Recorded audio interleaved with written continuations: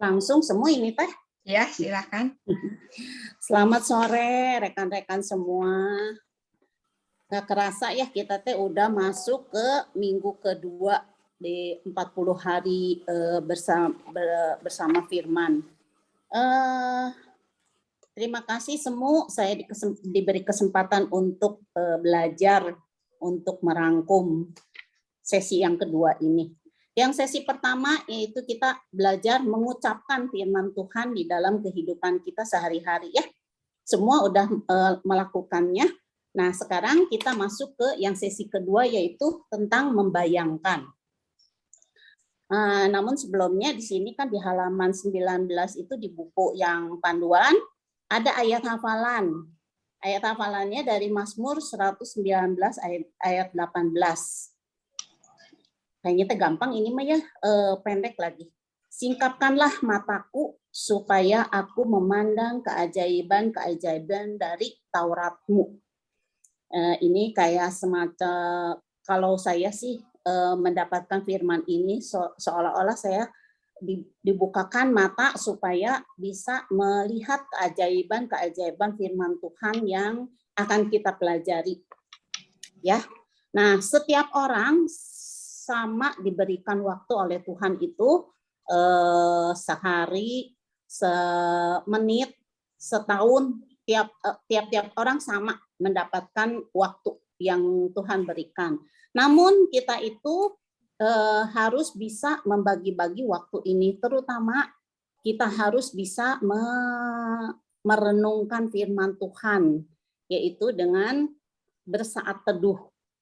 Bersaat teduh ini macam-macam orang-orang di setiap kita itu dikasih kesempatan oleh Tuhan itu waktunya berbeda-beda. Nah, ada 4 hak istimewa dari saat teduh ini. Kita belajar ya sama-sama ya. Yang pertama, kita memberikan saat teduh ini untuk pengabdian kepada Tuhan. Kita dikasih waktu sama Tuhan, diberkati sama Tuhan. Pokoknya mas segala sesuatu yang kita butuhkan itu Tuhan sediakan semuanya buat kita. Maka kita itu harus memberikan pengabdian kepada Tuhan. Nah, kenapa ya harus mengabdi kepada Tuhan? Tuhan itu layak menerima pengabdian kita. Ya, Tuhan itu layak menerima segala pujian dari kita. Yaitu disebutnya juga kalau kita mengadakan ibadah pujian dengan bernyanyi, dengan berdoa, itu adalah semacam ibadah kita kepada Tuhan. Terus Tuhan itu merindukan kita itu memuji Dia. Tuhan merindukan kita bersekutu dengan Tuhan karena kita itu harus intim dengan Tuhan. Itu Tuhan yang inginkan untuk setiap kita. Maka dari itu ada di Mazmur 119 ayat 18 yang tadi kita itu ya, singkapkanlah mataku supaya aku memandang keajaiban-keajaiban dari Tauratmu. Ya, kita juga kan bersaat teduh itu sambil belajar dari firman Tuhan.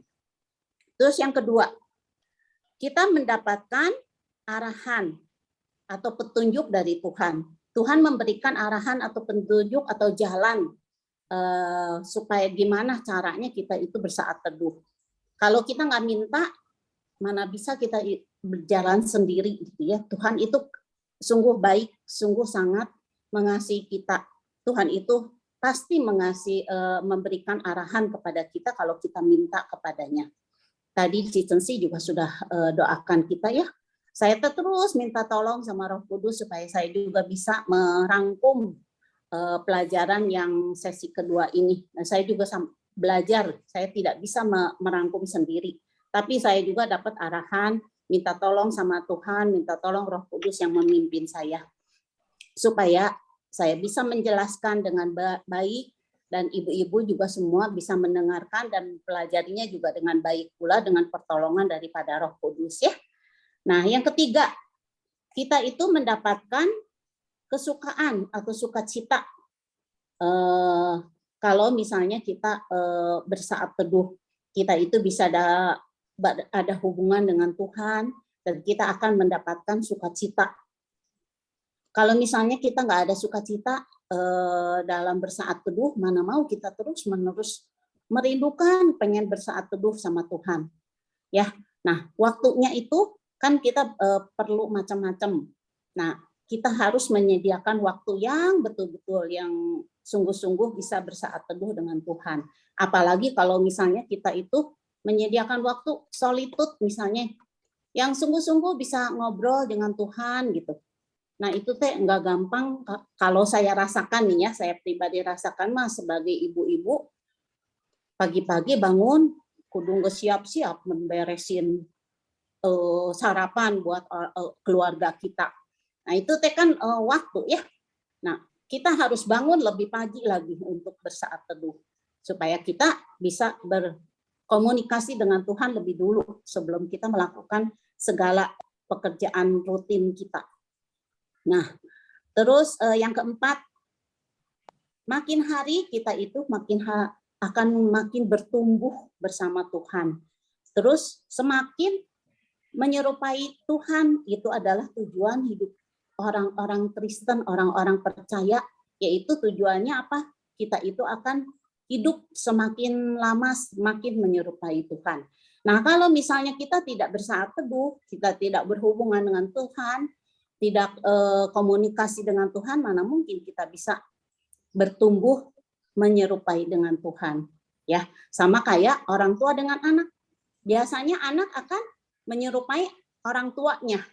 Betul nggak? Kalau misalnya si anak itu dekat bisa sama mamahnya, nanti kelakuannya, perkataannya pasti mirip dengan mamahnya. Yang apa enggak? Ya, banyaknya begitu kan, terutama kalau misalnya anak itu lebih dekat sama mamahnya, pasti nanti kayak mamahnya. Kalau mamahnya cerewet, pasti anaknya cerewet juga mamahnya. Ya, nah itulah kita juga bertumbuh, harus makin hari makin menyerupai Tuhan, yaitu Tuhan Yesus terutama ya. Terus ada 4 elemen esensial dari saat teduh.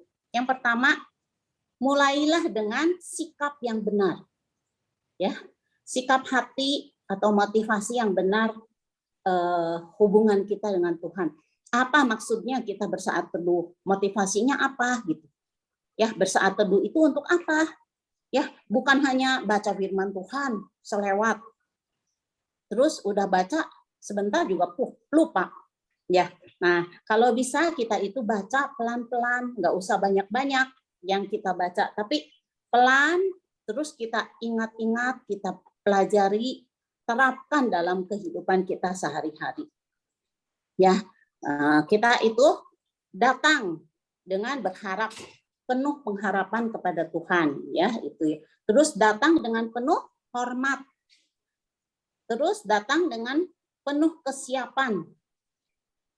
Nah, kalau misalnya tadi kayak kata saya bilang, kalau kita rusuh-rusuh, datang kita tuh rasanya tuh belum siap untuk mendengarkan firman Tuhan, belum siap untuk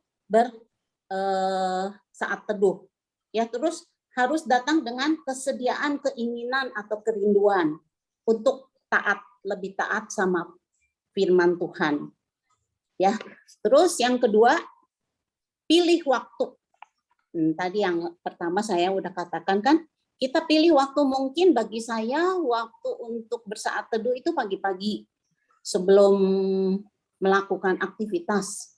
Saya bersaat teduh dulu, baca firman Tuhan, memuji nama Tuhan, berdoa. Nah itu mungkin buat saya pagi-pagi. Tapi mungkin bagi teman-teman atau ibu-ibu yang lain mungkin siang hari sudah beres semua kerjaan. Suami udah pergi, anak-anak udah pergi sekolah atau pergi kerja. Nah, kita ada waktu. Nah, kita bisa bersaat teduh. Ya, itu tergantung dari masing-masing waktu yang kita bisa siapkan untuk bersaat teduh ya. Waktu yang terbaik adalah ketika kita itu berkondisi paling prima. Ya. Jadi setiap orang itu beda-beda. Ya, primanya itu ada yang pagi, ada yang siang, mungkin malam. Kalau saya malam saat teduh, nanti aminnya besok pagi. Nggak kerasa, tahu-tahu teh ketiduran, weh. Ya, makanya saya mah kalau ini lebih baik pagi-pagi. Jadi itu pilihan buat saya pagi-pagi itu ya. Nah, terserah kepada ibu-ibu yang lain juga boleh. Itu mah khusus aja, masing-masing beda-beda. Terus ikutilah sebuah atau suatu rencana yang sederhana. Ya, mungkin dari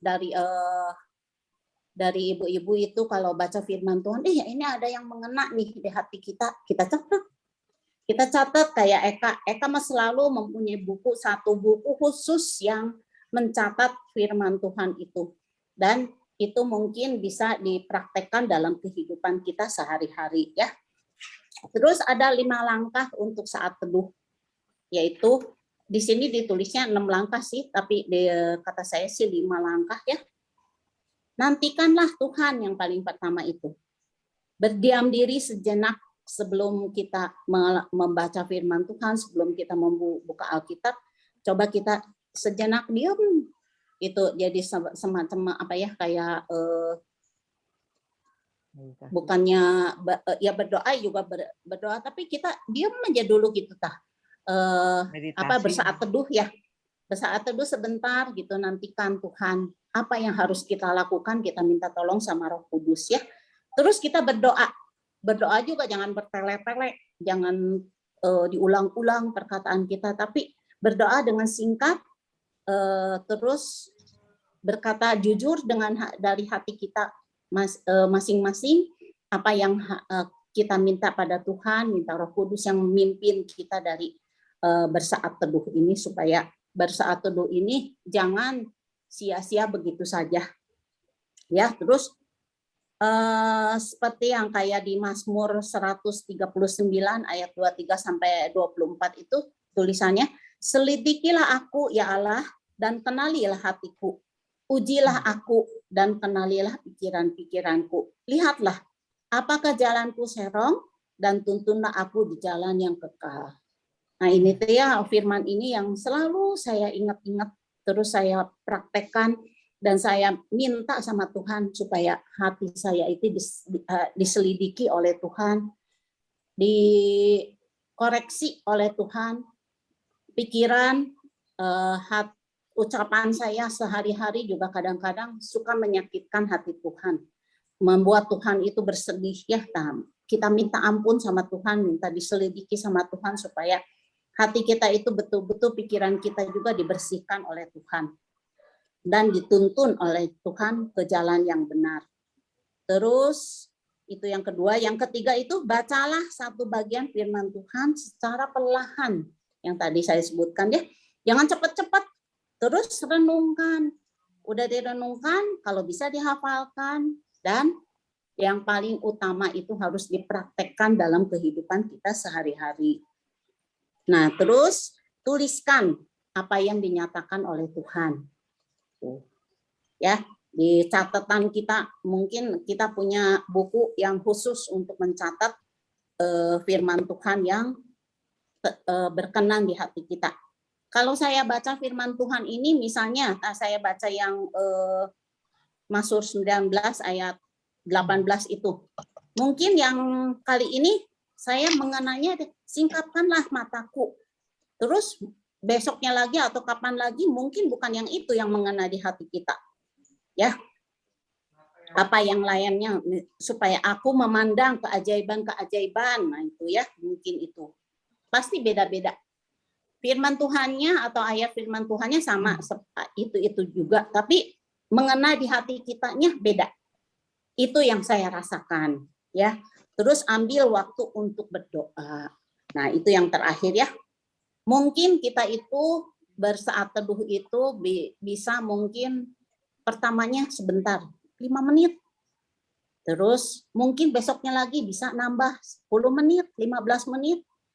Lama-lama kalau kita udah bergaul sama Tuhan, bisa seperti kayak ngobrol dengan Tuhan, itu mungkin bisa sampai sejam atau mungkin lebih, ya. Nah, kita serahkan semuanya itu kepada Tuhan dan minta pertolongan daripada Tuhan dan minta Roh Kudus yang memimpin, menolong kita. Serahkanlah segala. Ini ada yang 1 Petrus 5 ayat 7. Kita itu kadang-kadang merasa khawatir, merasa takut, nggak bisa menjalankan firman Tuhan itu. Nah, kita berdoa sama Tuhan, serahkanlah segala kekhawatiranmu itu kepadanya, sebab Ia yang memelihara kamu. Nah, kita itu sekarang sudah masuk ke dalam metode untuk membayangkan. Membayangkan ini yang ditulis di buku di halaman 24 itu tentang Markus 2 ya, tentang ceritanya tentang orang yang ada orang yang membawa teman-temannya untuk minta disembuhkan oleh Tuhan sampai orang itu membongkar atap rumah orang lain ya.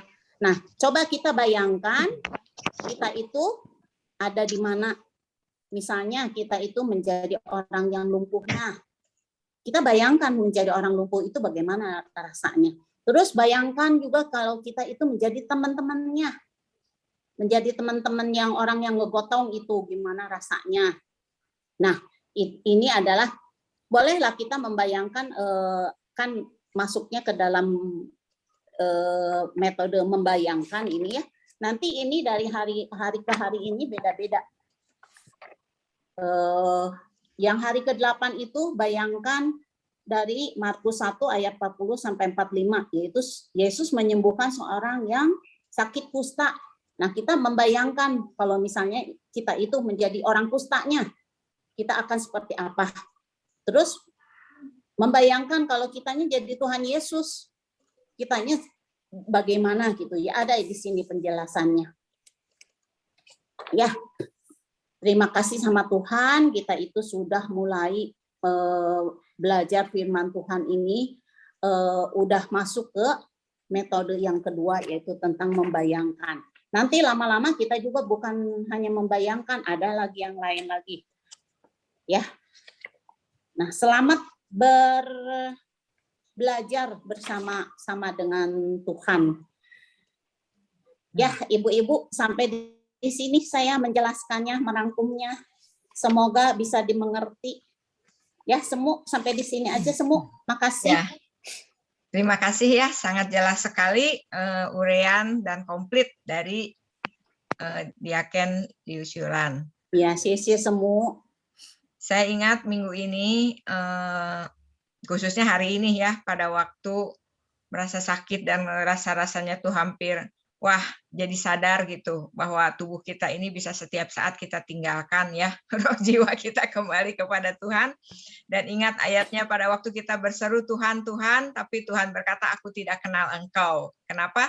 Kalau pada saat kita hidup di dalam dunia, kita bayangkan kita tidak menyediakan waktu bergaul dengan Tuhan pencipta kita gitu ya, ngobrol, tahu firman-Nya, memuji Dia, menyembah Dia gitu. Jadi kita bayangkan pada waktu kita meninggalkan tubuh kita yang hanya sementara ini kembali kepada Tuhan, rasa-rasanya teramenya karena nggak kenal sama Tuhan gitu.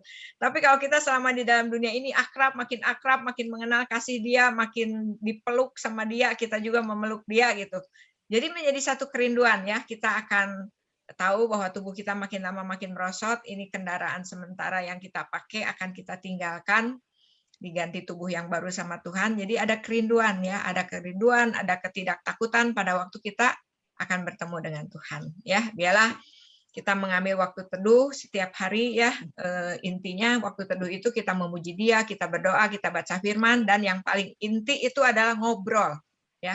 Ngobrol sama Tuhan, kita bicara sama Tuhan, lalu kita belajar menangkap suara Tuhan yang sangat indah dalam hidup kita dan akan memberikan kekuatan dalam hidup kita. Waktu selanjutnya saya serahkan kepada komit yang akan memimpin doa, dan PW Esther juga senang ya karena pada hari ini Ibu Cucu Maria bisa kembali ikut dalam persekutuan, dan kami mengucapkan turut berduka ya atas berpulangnya suami tercinta. Silahkan untuk pemimpin doa berikutnya. Makasih semua. Terima nggak bisa ikutan katanya.